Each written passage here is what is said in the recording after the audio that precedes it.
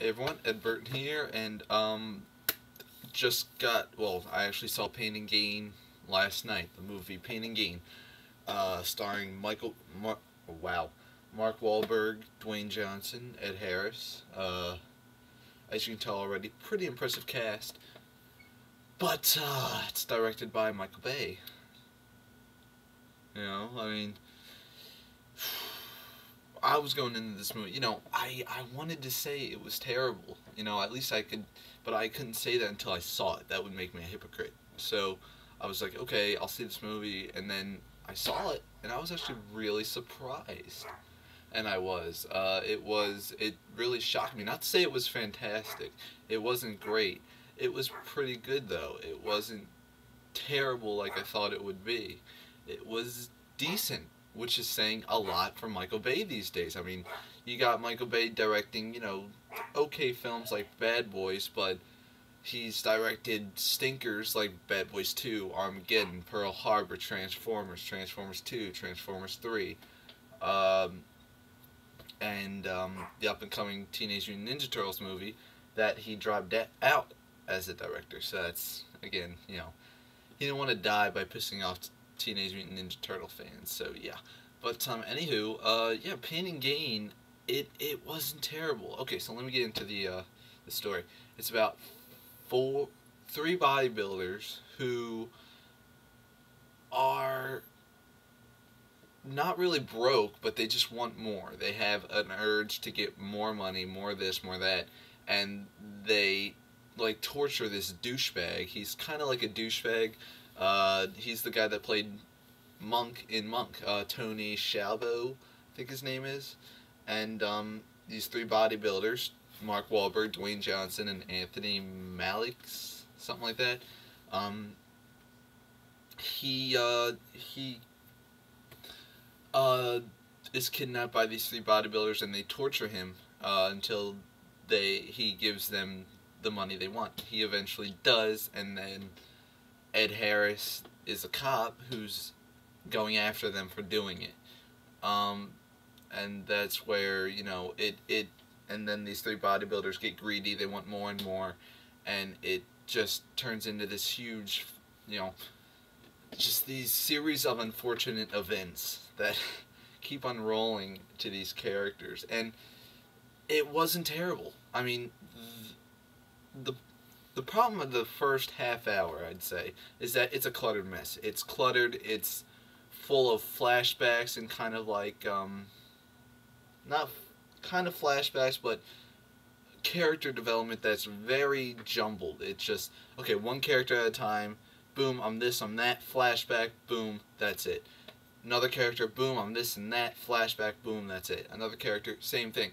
Just the half hour is so cluttered trying to get development into these characters instead of pacing it out and doing it through the whole film. They do it all at once and provide less story and more character, but it's just jumbled. They try to do both, but it's very confusing, very unorganized, very jumbled. That's the first half hour. The pacing starts to get better as it goes along. The pacing starts to get more organized, much more smooth going. It's more of a straight line going through, not like that, So it's more just like straight line going through. It surprisingly gets very dark. It's a dark comedy. The first half hour wasn't very good. I didn't really. Nothing happened. Nothing happened. I mean, you found out, okay, they want to do this, and boom, that was all you found out, which is a big part, but nothing else happened. All you got to know is to meet the characters, which is fine, but don't make it forced and get all the character development in, one place. Do it organized. Do it sensical. Make sense with it. Provide situations where you can make more development. Don't just put it all in there. And you could argue the fact that the whole film is, the dialogue is kind of fillered It's sometimes it's the most random movie that you forget what you're watching. It can get random at times. The dialogue, the conversations, the writing gets very random at times. That it's like, how did you guys come up with that? Much like Pearl Harbor, like in the beginning where two kids are trying to drive the plane, and then the father comes in and says he was in the war and all this and did nothing to do with anything. It's just like, well, that went absolutely nowhere. There's a lot of moments in every Michael Bay film where scenes go absolutely nowhere, but this is really pushing it. The comedy, when it failed, it really failed, but when it was good, the whole audience reacted to it. I mean, and that's fun. To see the audience, laugh up, cracking, and clapping for every funny moment, that was a fun time. So it's you can appreciate it more when other people appreciate it. The acting is actually very good. I mean, Michael Bay seems to always get these great actors in such bad films. Ben Affleck, even though I'm about him, I like him more now than I did 2001. But Ben Affleck, Will Smith, excuse me, Bruce Willis, all these great actors, he somehow gets into his movies, much like Shyamalan, how we got Mel Gibson, and, William Hurt and all them. It is very shocking how he gets these actors, and Mark Wahlberg, Dwayne Johnson, Ed Harris, all legitimate actors, did their best. You could tell there was a lot of passion into this movie, and they really did want to make it good, even though the script was kind of flawed. Full of plot holes. They did the best they could. Dwayne Johnson is the stealing performance. He is. He plays Paul Doyle, I think his name is, and it's a true story. This is a true story, by the way. And he's a guy that went to jail, but now is a believer in God. And his character, they take full advantage of his character. How, okay, you have a guy that's trying to be clean, that is a follower of God, and is being manipulated and being put into these situations where it's like, God, what does he do?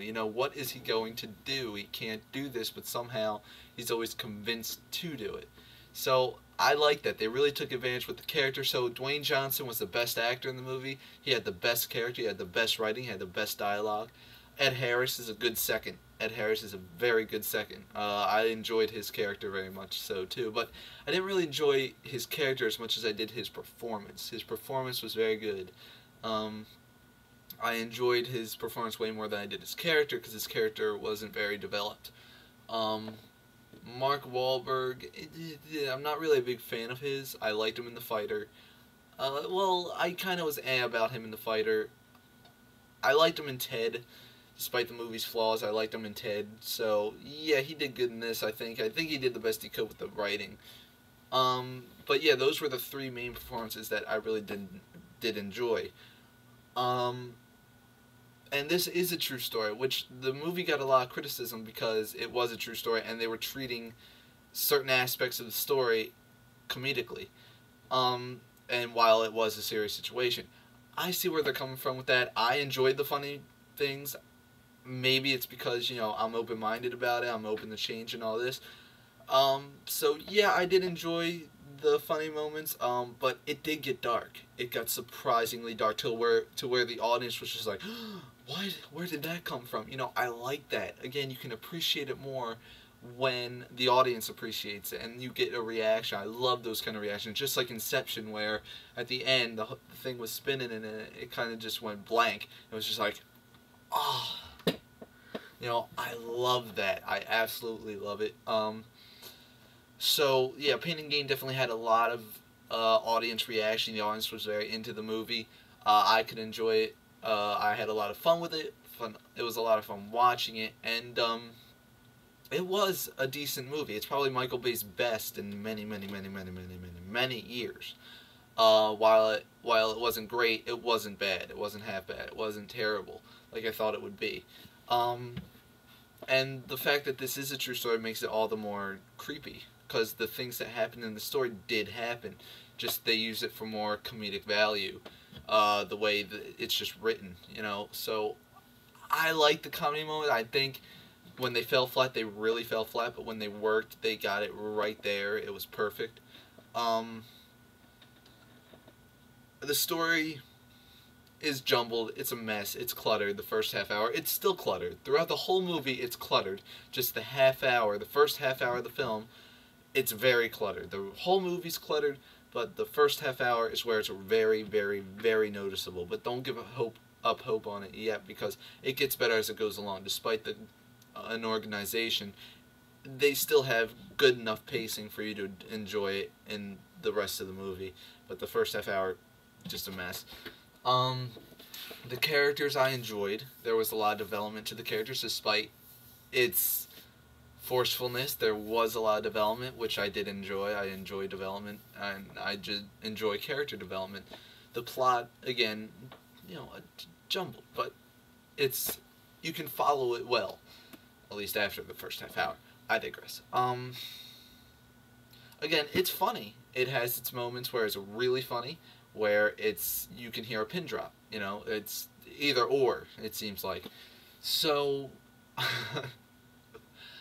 and the acting was very good. I enjoyed the acting, and you could tell there was a lot of passion put into the movie. The directing, surprisingly, the settings are very colorful, and when it's in a mood where it's supposed to capture Miami and its beauty and how majestic it is, they do it good. But when it's a dark moment, they get the tone and the mood very well. They get the mood for the most part well. I mean, when you have dark characters in dark moments, they set the mood to where you can feel the darkness and you can feel like, wow, what have these characters done to themselves? I enjoy that. But at the same time, they can mix a little humor with it. There was a pretty good balance. For the most part, there was a good balance between dark and comedy, because making a dark comedy is very hard to get a balance between the two. They did a good job, made it with a very well put together balance. So yeah, though, that is my review on Pain and Gain. Would I see it? Yeah, I would. I mean, it's not great, but for a Michael Bay film, it's very good. Michael Bay hasn't made a good film since the 90s. So making an okay, decent film should be cherished forever when it comes to Michael Bay. So yeah, I'm very shocked. But I'd see it in theaters. I'd see it just to, see. Everyone's going to. Despite what we say about Michael Bay, we all know we're going to go see it. That's Michael Bay's genius. He can make bad movies, but everybody wonders how he's going to top his last bad movie. How can he make it worse than this movie? Well, we got to go see it to see how he makes it worse than his last movie. That's his genius. I think he realizes that, and he can make fun of himself too. He's criticized for saying women or presenting women in a very slanderous way. He's very criticized for that. Michael Bay's criticized for presenting women in a very slanderous way. He makes fun of that in this movie, and I can appreciate that. He knows what he's doing. He just chooses that not to stop, because that's what brings in audiences. So you got to think about that. What does that say about us? If we're saying that he's such a bad director, yet we're still seeing him anyway, is he playing us? It's all speculation. But yeah, as a final consensus, I give the film 6.5 out of 10 stars. While it may not be great, it's worth seeing in theaters just because Michael Bay made a decent film. So, and New Star, I will get you your Blue Demon review. I've seen the movie. I haven't picked a movie for you yet, but once I do pick a movie for you, I will put up the Blue Demon review. It'll be up by tonight. So, thanks for tuning in, everyone, and talk to you guys later. Peace.